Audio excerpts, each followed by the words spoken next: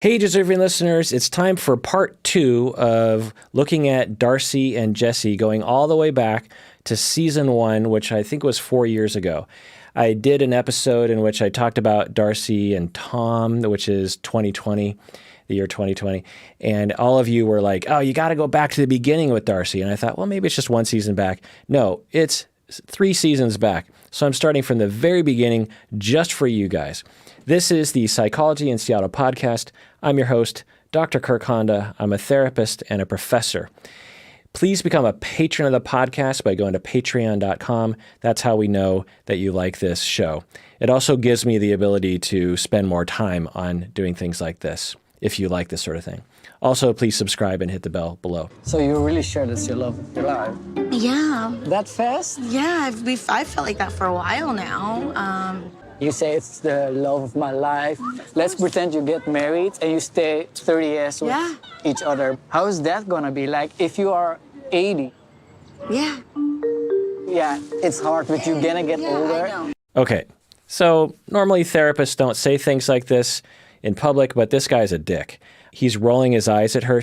He asks her, so, what do you think when you met him? And she's like, it's the love of my life. And he rolls his, you say it's the love of your life. Like, dude, you're a dick for having that attitude. What kind of superior narcissistic attitude are you sporting right there? He goes to her, what's it going to be like when you're 80? Because you're going to get older. You know that. Yeah, she knows she's going to get older. Don't treat her like she's some kind of idiot. And this whole notion that people frequently will say in a very ignorant way, your friend has fallen in love with, or at least wants to be in a relationship with someone, and the only thing you're focusing on is the age thing. Yeah, when she's 80, he'll be like 55 or something. Who cares? What's it to you? This whole notion of age difference, I find just very interesting that people really focus on it. Now, it's a thing. It's not like it's not a thing.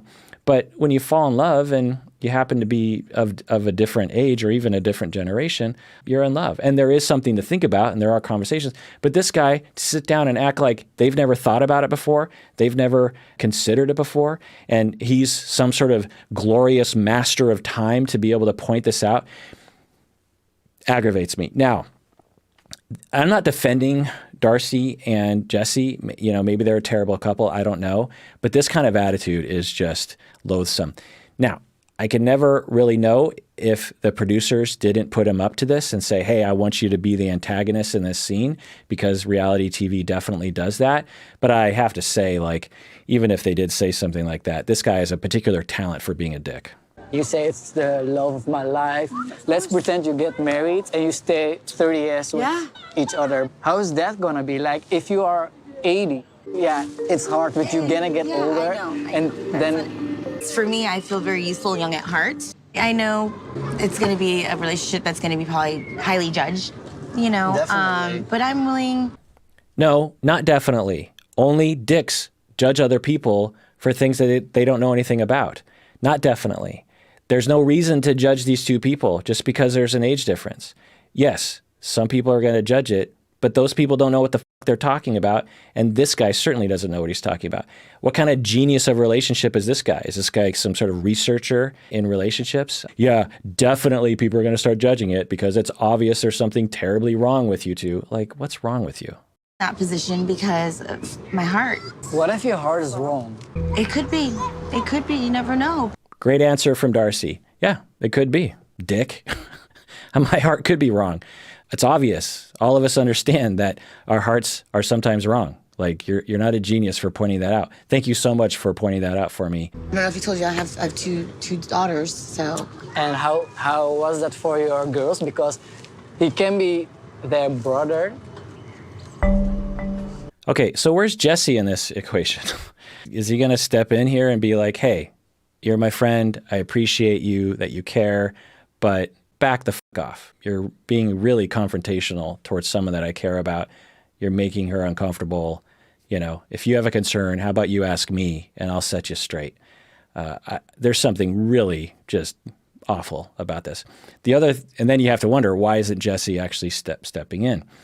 Is Does Jesse have concerns that he feels like he can't voice, that he wants his friend to voice for him? Again, total speculation. But avoidant people sometimes will latch on to people like him who are very vocal and very forward and slightly obnoxious, because the avoidant person, because they're cut off, it's almost like they have no voice because it doesn't ever begin. Their needs never really come out into the open because they have a general policy of not even noticing their own thoughts. But they're down there.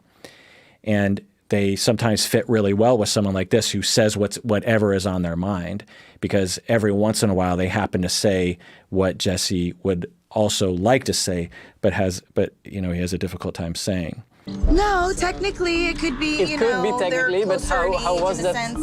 I don't think they look at it like that. The Dutch are very blunt. It's a little harsh at times. Sometimes it comes across a little rude, but I just can be myself, Yes.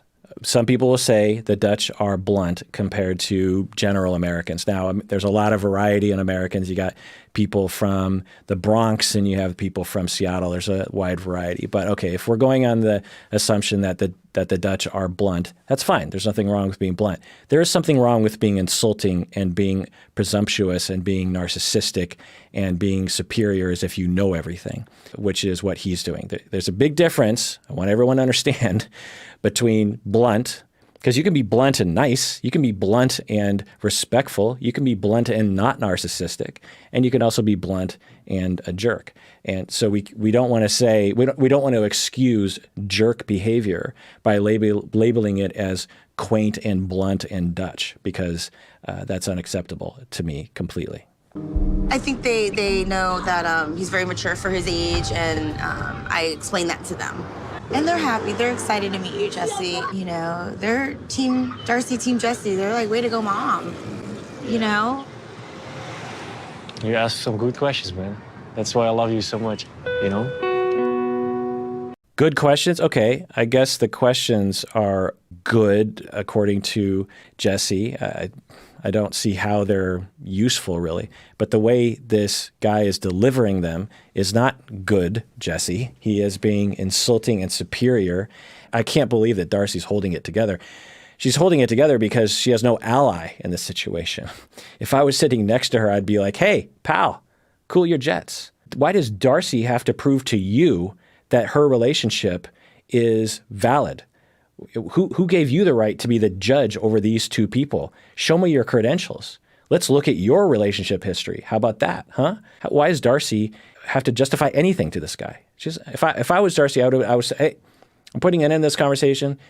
You're putting me in a position where I feel like I have to justify my decisions and our relationship to you. And that's just silly, because you don't have any authority over me.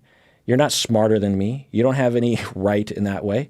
So if you want to be a friend and you're curious, I'll answer your questions, but don't put me in a position where I feel like I have to justify myself, because I don't have to do that to you. Now, the other part to this possible is, again, because Darcey has a schema of worthlessness, she might not feel like she has the right to step forward. And there's a lot of sexism in the world where men feel like they can dominate women at will. If you're a woman out there, you know exactly what I'm talking about. And there is a possibility that Darcey's like, well, he's a man and I'm a woman, and I've internalized the sexism of the world, and so I better try to prove myself. I hope he approves of our relationship. You seem so off. Yeah, Take a seat, love. I am. That's my boy. I miss you a lot. And Yeah. Why do you look away? Okay, so that was interesting. I'm not quite sure what's going on here with Darcey, but something is going on. He says, oh, I missed you. I wanted to see you. And then she looks away, giving some kind of message. Hard to read that. It's certainly not a positive message she's trying to give across. And Jesse, to his credit, is noticing that and calls it out in a nice way. Oh, you're looking away. What does that mean? There's a nicer way to do it, maybe, of just like reaching out, putting your hand on and saying, hey, tell me, I want to know. I love you. Tell me what's going on. But, there's nothing terribly wrong with the way you said it. It was just like, hey, I noticed you looked away. What's going on with that? And then she doesn't say anything. So what's going on there? We would hope that Darcey could sift through her feelings and express them. If she's afraid, if she's hurt by something, then I hope she can say what is on her mind, give Jesse a chance to step up to the plate and help her out with that. Let's see what she does with that. What is with your attitude? Come on. You're not my boss. You can't tell me what to do. Relax, all right? So I think she mentioned that she was intoxicated, which it seems like that's the case here. When, and maybe like particularly intoxicated on alcohol. And when we overdrink, it's hard for our brain to work properly, and we might not pick up on things the way we would normally. Also, our emotional centers don't have the ability to really check in with our executive function to make sure that our emotions make any sense, and emotions can fly off the handle. That's why for some people, when they drink, their emotions become bigger and more negative, and have a total inability to soothe themselves or even be soothed by other people. Maybe Darcey is going into a moment like that, because it certainly seems like something really strange is happening. And Jesse seems sober to me and is picking up on that. And Darcey isn't making this any easier for him. He could do a little bit better, I could imagine, by being a little bit more warm and a little bit more, I don't know, helpful in some way, reassuring in some way. Saying what's up with the attitude obviously isn't a helpful thing to say. So I'm, again, worried about how this is going to escalate and how they're going to pull this back from the brink, because it certainly has the look of the beginning of a very terrible fight. Did you have a glass of wine? Yeah, absolutely. What's wrong with that? I don't care if she has a small glass of wine, but Darcey is obviously highly intoxicated. She was looking at the ground, she was being all sassy. Wow. I was like, I'm looking at a different woman now. Yeah, that certainly seems like what's happening right now, is that her intoxication has caused her to slip into another mode. And I've seen people do this, where because of either just how intoxicated they are or certain schemas and modes that they have that they normally can keep at bay will emerge under a certain level of intoxication. I'm guessing, just to stab at this, because I've seen this before, is the mode that Darcey is in right now is one of a very small child, a very small version of Darcey when she was 3, 4, 5, 6, 7 years old. And she felt very hurt and very powerless and very put upon and neglected. So we'll order a big dress. We go. So it is not a Problem thing. solved. Well, there is no problem. That's my point. There is no problem. Maybe for you, I don't know. No, For me, there there is is no no problem. Okay, if you want to make a problem, we can make a problem. You know, we can create some drama right now. I know you like that, so. So he almost had it. Jesse almost had it. He's like, no, there's no problem. You know, and you could see her warming up, pulling out of that mode. And then he says, well, you know, if you want to make a problem, you know, there can be a problem, you know, like you normally do. Under the circumstances, he's doing pretty well, and that's a pretty stressful situation to have someone in that mode. But I wish he wouldn't have said that, because we see the result of that. And now we're back to square one, where there's all the tension that's back in the room again. It's usually his way or the highway. Sometimes I feel like I just have to give in to it.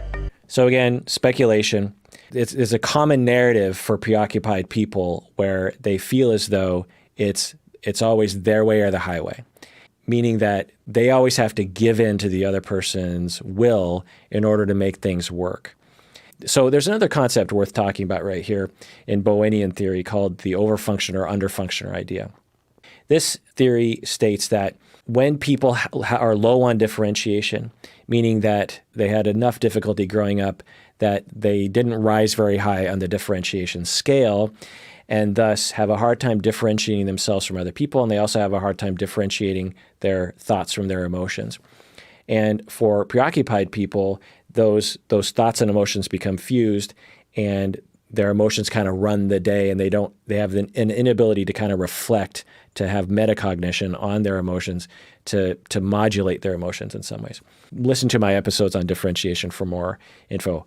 To the avoidant person, they're also fused, but they try to deny their emotion, and they confuse thoughts for emotion. And they can be called very logical, and they can claim to be very logical, when in fact there's a ton of emotional motivations and emotional fusion. They'll confuse thoughts for emotion. Like they'll say things like, well, it's logical that you're wrong because blah, blah, blah, blah, blah. But really what they're confusing is they have an emotion that the other person is wrong, but they're figuring out thoughts that sort of prove the emotion, if that makes any sense. When you have two undifferentiated people, there's a temptation to systemically align to an overfunctioner, underfunctioner, because then you fit well together. If there's the superior person who kind of holds everything together, they get the benefit of feeling like that they're in control, that they're superior, that they're more healthy, and then while taking care of someone else. And so they gain attachment security by playing the role of the parent. And he's sort of slipping into that role. And for her, the underfunctioner role, they benefit because they can kind of play around and be irresponsible because they always know the overfunctional world will take care of them. And they seem to be kind of slipping into that. One could even hypothesize that Darcey overdrank as a unconscious effort to underfunction so that he will overfunction. Maybe that's even a pattern that she's been in the past. Maybe she even saw that in her own parents or in her relationships with other people, where long-standing attachments always had the configuration of an overfunctioner and an underfunctioner. The seduction of that relationship from the outside, when you're observing it, is to look at the overfunctioner as way more differentiated and more mature and more functional than the underfunctioner. You'll be like, wow, Darcey's a mess, and Jesse is, he's doing really well. But when we look at the system, we see that each one is playing a role and each person is equally undifferentiated. If Jesse were to not overfunction, meaning that he didn't necessarily step in and enable her, step in and take care of her, or step in and be superior, then that would realign the system so that she wouldn't have to underfunction as much and they could actually differentiate a little bit more. The situation seems like a disaster and it seems like it's getting worse, so let's see what happens. I feel like things are bothering you, and I'm really... It's making me feel uncomfortable. It's in your mind. I don't feel it that way at all. Okay, so we're going into classic preoccupied avoidant dynamic right here. She's falling apart, she's melting down, kind of, but she's expressing herself actually pretty well. She's like, I feel like you're uncomfortable and it's freaking me out and I'm scared. Now, she could speak to that a little bit better about her primary emotions of fear, but I think she's doing a pretty good job. It's evidence of that past difficulties that she's been through, particularly when she was a young child. And for the avoidant person, for Jesse, the opportunity here, there are many opportunities, but his response is, it's all in your mind, there's nothing wrong here, I don't know what's going on. He's clearly uncomfortable. Like, how could he possibly be comfortable with what's happening right now? From the outside, you look at that and you go, Jesse is a robot, there's something wrong with him, he's holding back, he's withdrawing. When you're avoidant, under stress, you learned at the age of 18 months, 24 months, 36 months, to cut yourself off from your emotional center. Emotions are happening that are reacting to this, but if you're cut off from this and you trick yourself into believing you're logical all the time, then you survive as a young child in the family that you grew up in. So there's a possibility that he's not even in touch with his discomfort. So when he says, I don't know what you're talking about, I'm not uncomfortable, he might not actually know that he's uncomfortable. The other thing is that he might have learned early in life, this is also another possible scenario that Jesse grew up with, total speculation, that it was his job to be the strong one in the family. It was his job, maybe he was parentified by one of his or both of his parents or some other situation where his family depended on Jesse to be the strong one, to be the non-emotional one, to be the solid rock. And under circumstances where people are freaking out and having emotions, it was his job to cut himself off from his emotions and say, everything's fine, nothing's wrong here. I don't know what you guys are talking about. And he might actually believe that that's the best thing he can do for Darcey in this moment. He might believe this is reassuring to her to say, nothing's wrong, I don't know what you're talking about. When it would be so much reassuring to her if he were to say, yes, I'm uncomfortable because I feel like there's something weird going on right now and it scares me and I don't know what to do. I just want to have a good evening with you.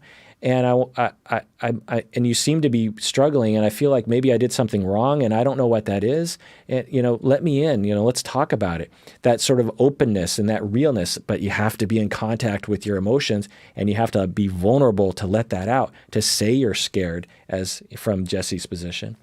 And I'm guessing that would reassure her. I've been down this road with so many couples in my office, and that vulnerability from the avoidant person can save the day, but it's so hard to access. I've worked with avoidant people before. I'm not labeling Jesse as avoidant. I obviously don't know him, but according to what's presented on this reality TV, there are some signs of that. I have worked with avoidant people for years before they can access their feelings. It's not simple. When you look at people like this, you're like, just access your feelings, just be vulnerable. And it's like, okay, great. It's easier said than done. It's neurological. And let me give another neurological finding from the data. Avoidant people, again, because they were neglected or there was some sort of circumstance where they had to cut themselves off from their emotions and seem strong and feel like they're independent and become what I call pathologically independent, their neurons actually change and develop in a different way than other people. So much so that they actually can't access their feelings even though it's happening. And there's this weird result in the data when they actually study avoidantly attached people that they encode memories in a less consistent manner than other people do.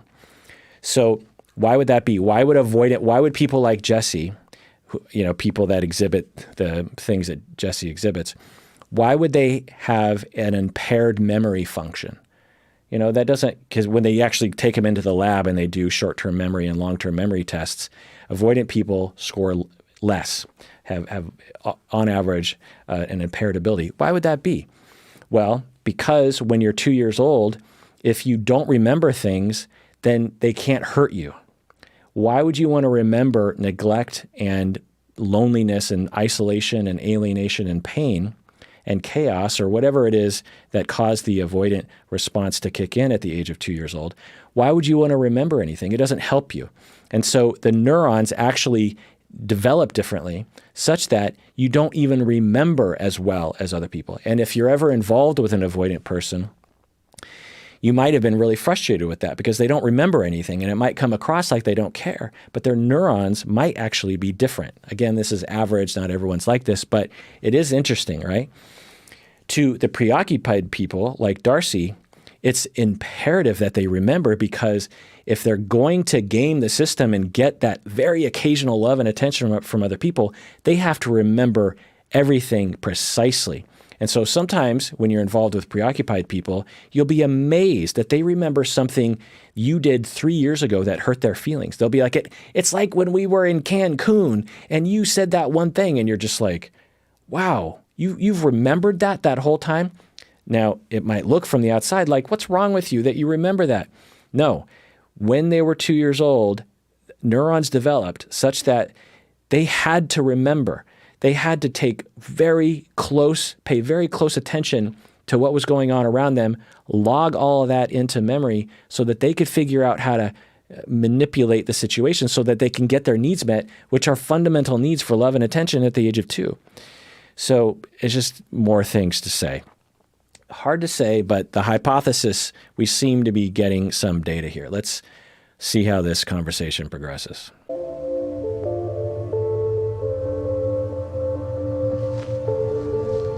I don't know. Okay, now let's get to bed.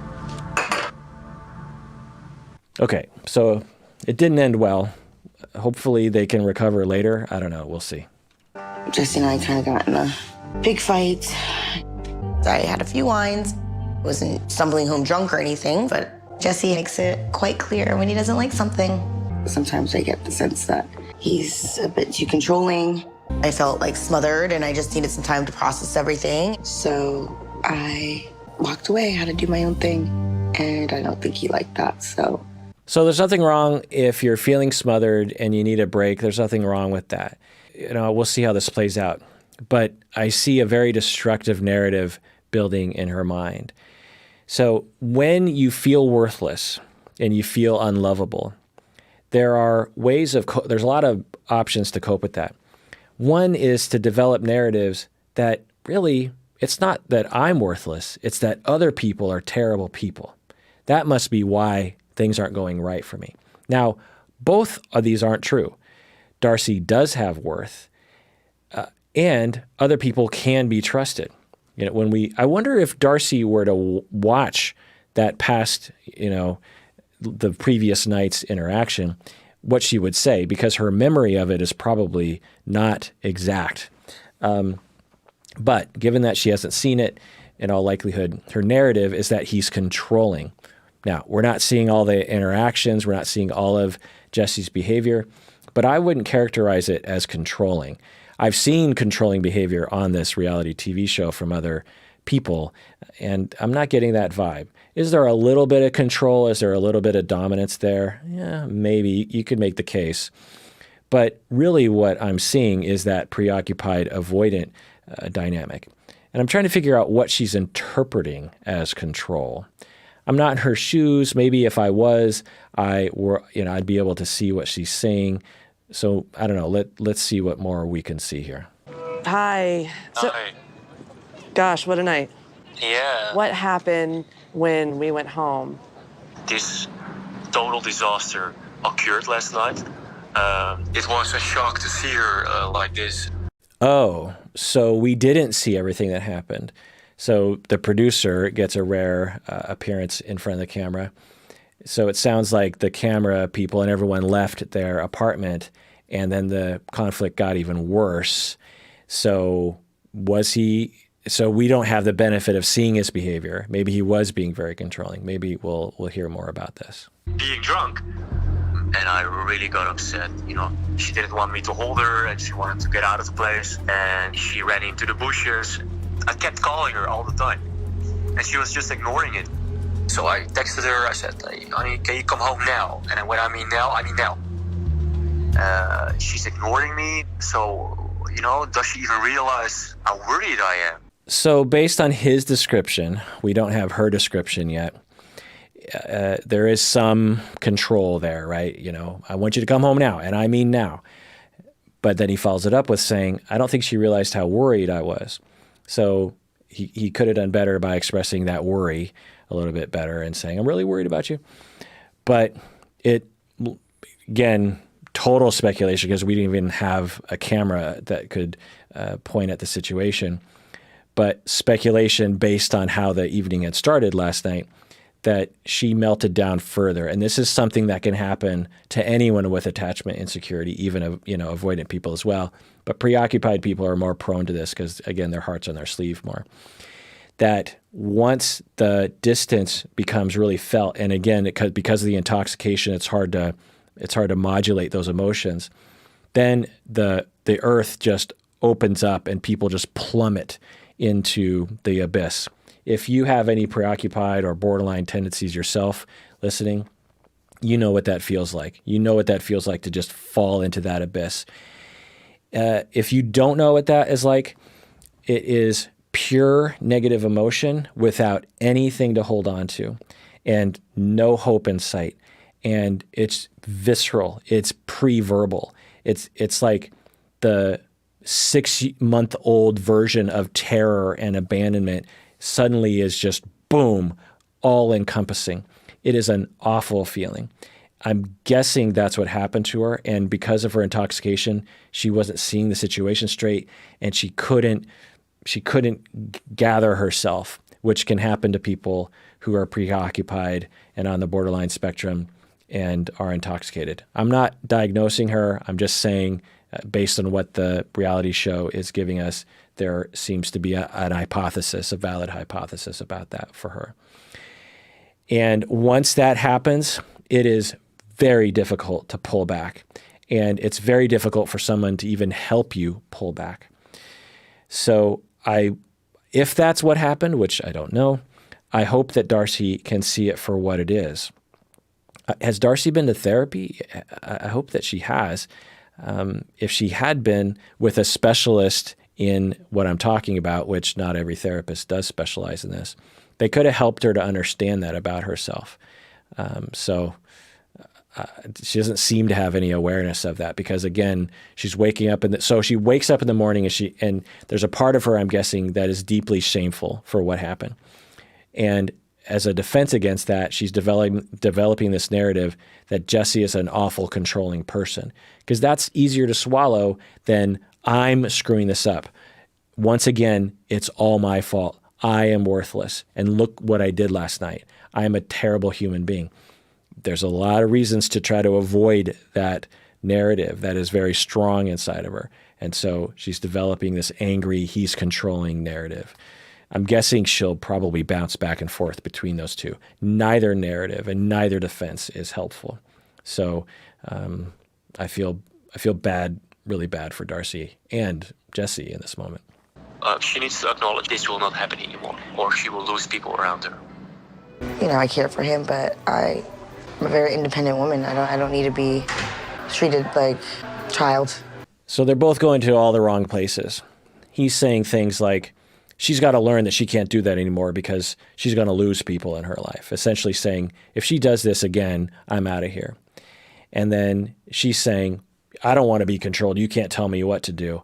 It's like, how did we get to that place? Clearly, Darcey has emotional traumas from her past, relational traumas from her past. It's very possible that Jesse does as well. And why aren't we just tending to that? And this is always the heartbreak as I watch these sorts of shows, is that if they just had someone like me who could talk to these people, they could at least give them the opportunity to be like, oh, is that what's happening? A lot of you on YouTube, when you hear me talk, you're emailing me about that. You're like, oh, is that what happened to me in my last marriage or is that what's happening to me right now? Ouch, I just hit my elbow. And you're emailing me and you're just like, man, I never saw that before. In the same way, if I could go back in time, if I could turn back time and talk to Darcey and talk to Jesse, this could have all been salvaged. And Darcey wouldn't have yet another relationship that breaks her heart and makes her feel more worthless and have less trust in other people in the future and make her resort to more defenses to defend against a ever-building low self-esteem. I just feel so bad for her. Told what to do. It wears on me after a while. And then I break, so either he deals with it or... So that's another thing you'll hear from preoccupied borderline spectrum people is they'll say, you just got to deal with it. I've heard some people say, well, you just have to realize that I'm a very passionate person, or I have an inner bitch that comes out every once in a while, or I get very aggressive sometimes because when I see an injustice, I have to say something. And all those statements sound like reasonable things to some extent, but it's a defense against this deep shame that these people feel. They're hoping that if they say it, the other person will be like, oh, okay, oh, all right, if you say so, if I have to deal with that part of you, then I guess I will. Now, there's also nothing wrong with that arrangement. I've seen avoidant, preoccupied people or preoccupied, secure people get together, and through their talking and awareness, they both just realize that sometimes the preoccupied person is going to get unhinged sometimes. And they do have an expectation that, those things are going to happen. There has to be a lot of compassion from the preoccupied person to take care of their partner afterwards and to say, I'm sorry about what happened. But to expect that it's never going to happen again in the relationship is unreasonable, and to just radically accept that can sometimes be good. But to just say, look, you're just going to have to deal with my behavior, I don't know how that's going to go over with Jesse. It's really irresponsible. I mean, what do you want to do? Are you saying that you still want to keep a relationship with her? And I doubt everything, basically. All right, well, that does it for part 2, in which I started at the very beginning of Darcey and am looking at all the episodes that involve her. So thanks for joining me, and please take care of yourself because you deserve it. You really, really, really do.